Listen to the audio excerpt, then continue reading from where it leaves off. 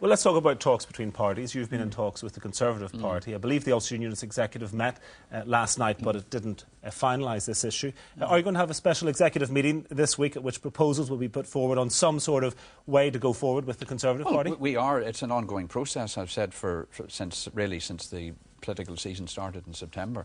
We will meet as often as is required, and we will negotiate as much as required to find, if we can find a resolution and find a way forward for ourselves that we think will be beneficial. Could Jim Nicholson be endorsed by the Conservatives in the European elections? All of those things are open for discussion. But as I said before, we're a democratic organisation. We want to discuss things. But I think it's good that at least we're discussing things and trying to put a national context into Northern Ireland instead of simply be rooted on a Belfast-Dublin axis. I think we have to look at the wider picture here, and that's what we're trying to do. Jeffrey Donaldson, as Director of Elections for the DUP, have you something to fear from the Conservatives getting involved with the Ulster Unionists? Well, nothing whatsoever to fear from that.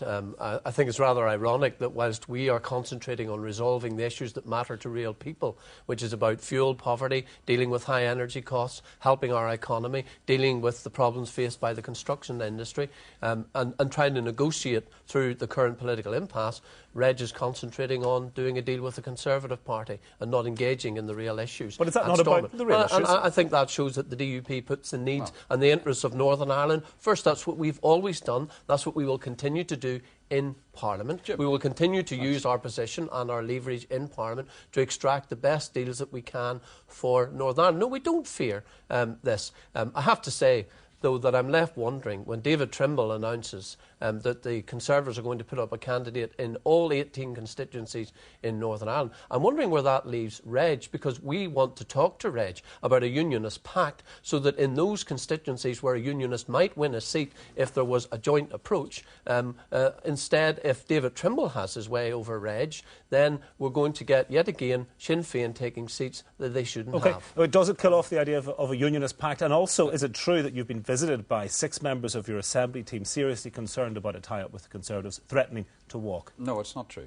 And secondly, what Jeffrey says is bunkum. The issues that are facing people are tax issues, they're mortgage issues.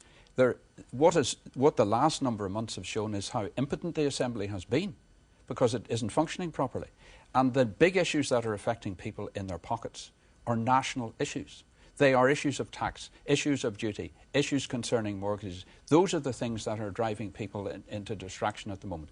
I do believe the Assembly can do a certain amount within its limited powers, and I support that, and I support talks to resolve the outstanding differences. But let us not assume that we can have a little Ulster on its own that operates entirely outside and out with the wider politics of the United Kingdom. That's the missing dimension in Northern Ireland politics, and we're looking to see if we can actually introduce that dimension. Reg Empey, Jeffrey Donaldson, thank you both very much indeed.